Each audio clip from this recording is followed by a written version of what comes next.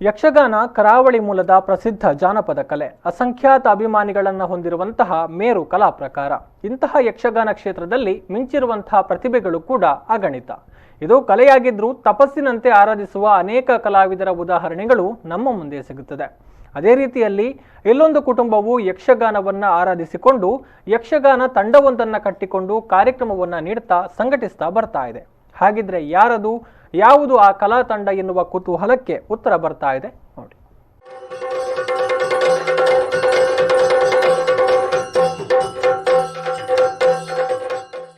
ಯಕ್ಷಗಾನ ಎನ್ನುವುದು ಲೋಕವಿಖ್ಯಾತವಾದುದು. ಕಲೆಯ ಜೊತೆಗೆ ದೈವತ್ವದೊಂದಿಗೆ ಮಿಳಿತವಾಗಿರುವ ಯಕ್ಷಗಾನಕ್ಕೆ ಪ್ರಪಂಚದಾದ್ಯಂತ ಕೋಟ್ಯಾಂತರ ಮಂದಿ ಅಭಿಮಾನಿಗಳಿದ್ದಾರೆ. ಕೇವಲ ಕಲೆ ಎನ್ನುವ ಚೌಕಟ್ಟನ್ನ ಮೀರಿ ಬೆಳೆದು ನಿಂತಿರುವ ಯಕ್ಷಗಾನವನ್ನ ತಪಸ್ಸಿನಂತೆ ಸ್ವೀಕರಿಸಿ ಆರಾಧನೆ ಮಾಡುತ್ತಿರುವ ಕಲಾವಿದರನ್ನ ಅದೆಷ್ಟೋ ಮಂದಿಯನ್ನ ನಾವು ಕಾಣಬಹುದು. ಅಂತೆಯೇ ಇಲ್ಲೊಂದು ಕುಟುಂಬವು ಯಕ್ಷಕಲೆಯನ್ನ ಮೈಗೂಡಿಸಿಕೊಂಡು ಯಕ್ಷಮಾತೆಯ ಆರಾಧನೆಗೆಯುತ್ತಿದೆ. ಜೊತೆಗೆ ಒಂದು ಯಕ್ಷಗಾನ ತಂಡವನ್ನ ಕಟ್ಟಿಕೊಂಡು ಯಕ್ಷಗಾನ ಕಾರ್ಯಕ್ರಮವನ್ನ ನೀಡುತ್ತಾ ಸಂಘಟಿಸುತ್ತಾ ಬರುತ್ತಿದೆ.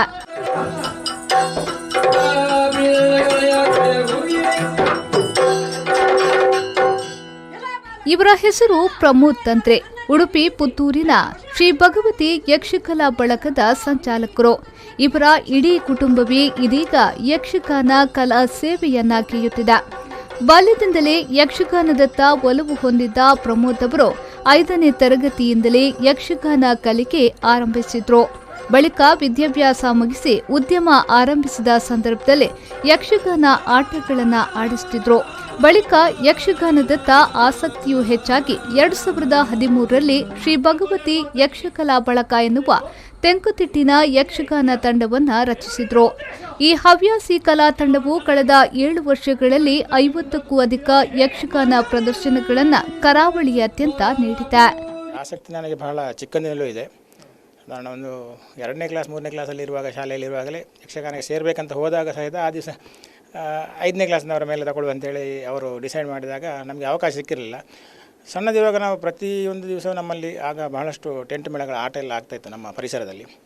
ಶನಿವಾರ ಭಾನುವಾರ ಇದ್ದು ನಾವು ಫ್ರೆಂಡ್ಸ್ ಎಲ್ಲ ಸೇರಿ ಸಣ್ಣಂದಿನಿಂದ ಹೋಗಿ ನೋಡುವ ಅಭ್ಯಾಸ, ಆ ಕಲೆಯ ಬಗ್ಗೆ ನಮಗೆ ಅಭಿರುಚಿ ಸಣ್ಣಂದಿನಿಂದ ಇತ್ತು. 2013ನೇ ಇಸ್ವಿಯಿಂದ ಬ್ರಾಹ್ಮಣ ಮಹಾಸಭಾದ ಸದಸ್ಯರನ್ನು ಒಳಗೊಂಡು ನಾವೊಂದು ತೆಂಕುತಿಟ್ಟು ತಂಡವನ್ನು ಮಾಡಿತ್ತು. ಒಂದು 30 ಜನ ಆಸಕ್ತರು ಶುರು ಮಾಡುವಾಗಿದ್ದರು. ಹಾಗೆ ಈ ಯಕ್ಷಗಾನ ಕಲೆಗಾಗಿ ಅಂದರೆ ಅವರಿಗೆ ಕಲಾವಿದರಿಗೋಸ್ಕರ ಏನಾದರೂ ಒಂದು ಮಾಡಬೇಕಂತ ಒಂದು ಮನಸ್ಸಿನಿಂದ ಈ ಒಂದು ಕಲೆಗೆ ಅಭಿರುಚಿಯನ್ನು ನಾವು ಬೆಳೆಸ್ಕೊಂಡು ಬಂದಿದ್ದೇವೆ. ಇನ್ನು ಪ್ರಮೋದ್ ತಂತ್ರಿಯವರ ಆಸಕ್ತಿಯನ್ನ ಕಂಡು ಅವರ ಪತ್ನಿ ನಿರುಪಮಾ ಅವರು ಕೂಡ ಯಕ್ಷಗಾನ ಕಲೆಯಲ್ಲಿ ತೊಡಗಿಸಿಕೊಂಡಿದ್ದಾರೆ. ಮನೆ ಮಕ್ಕಳನ್ನ ನಿಭಾಯಿಸುವ ಜೊತೆಗೆ ಭಗವತಿ ಯಕ್ಷಕಲಾ ಬಳಗದ ಎಲ್ಲಾ ವ್ಯವಹಾರಗಳನ್ನ ಅಚ್ಚುಕಟ್ಟಾಗಿ ನೋಡಿಕೊಳ್ಳುತ್ತಿದ್ದಾರೆ. ಜೊತೆಗೆ ಪತಿಯ ಜೊತೆಗೆ ಯಕ್ಷಗಾನ ಪ್ರದರ್ಶನವನ್ನ ಕೂಡ ನೀಡುತ್ತಾರೆ. 6 ವರ್ಷದ ಹಿಂದೆ ಭಗವತಿ ಯಕ್ಷಕಲಾ ಬಳಗ ಅಂತೇಳಿ ಒಂದು ತಂಡವನ್ನು ಕಟ್ಟಿಕೊಂಡಿದ್ದೇವೆ. ಅದರಿಂದ ನಾವೆಲ್ಲ ಒಟ್ಟು ಸೇರಿಕೊಂಡು ಯಕ್ಷಗಾನ ಮಾಡ್ತಾ ಇದ್ದೇವೆ. ಅಲ್ಲದೆ ನಾವು ನಮ್ಮದೇ ಹವ್ಯಾಸಿ ತಂಡ ಅಂತಲ್ಲ, ನಾವು ವೃತ್ತಿಪರ ಕಲಾವಿದರಿಗೂ ಕೂಡ ಪ್ರೋತ್ಸಾಹ ಕೊಡ್ತಾ ಇದ್ದೇವೆ.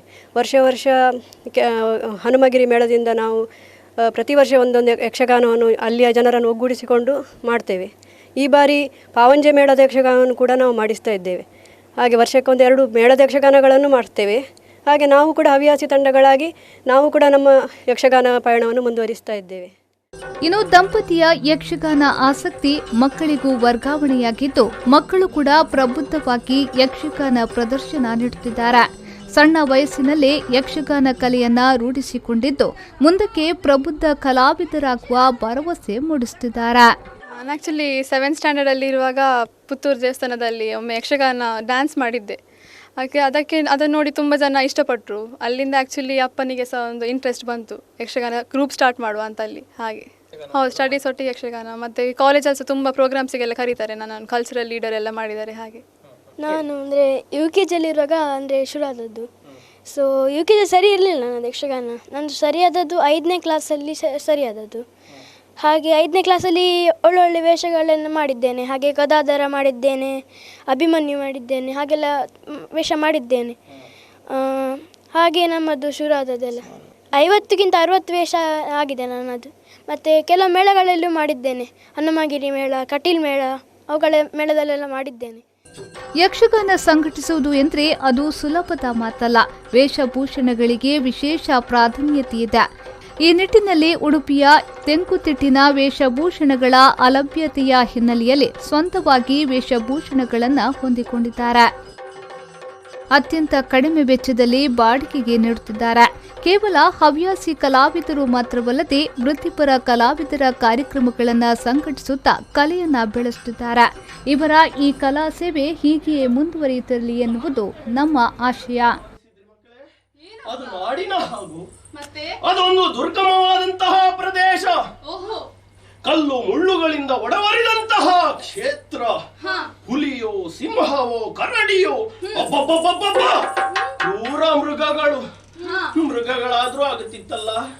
ಮೃಗಗಳಿಗಿಂತಲೂ ಕ್ರೂರವಾದಂತಹ ರಾಕ್ಷಸರು ಹಸಿ ಹಸಿ ಮಾಂಸವನ್ನು ಸಂಗಿದು ತಿನ್ನುವುದಕ್ಕೂ ಹೇಸದಂತಹ ದುರುಳ ದಾನವರು ಮನೆ ಮಾಡಿರುವಂತಹ ಘನಘೋರವಾದಂತಹ ಗಂಡಾರಣ್ಯ. ಅದಕ್ಕೆ ನೀವು ಹೋಗುದು ಬೇಡ ಮಕ್ಕಳೇ, ನಾನು ಕಳುಹಿಸಿಕೊಡುವುದಿಲ್ಲ, ನಿಮ್ಮನ್ನು ಕಳುಹಿಸಿ. Bureau report, V4 News 24/7 Mangaluru.